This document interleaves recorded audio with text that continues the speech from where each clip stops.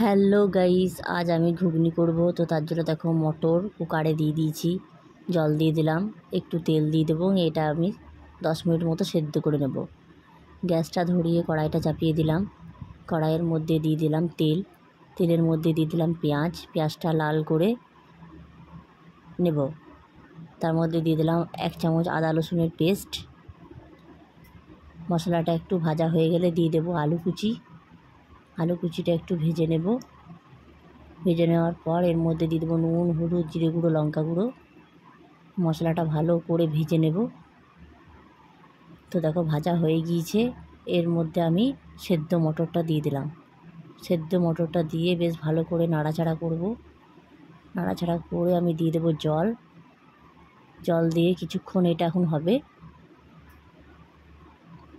কয়েকটা দিয়ে দিলাম কাঁচা লঙ্কা, আর দিয়ে দিলাম চানা মশলা,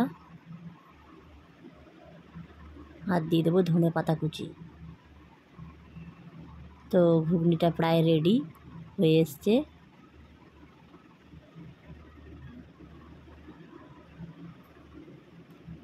তো ঘুগনিটা হয়ে গেল, কেমন লাগলো কমেন্ট করে জানাবে।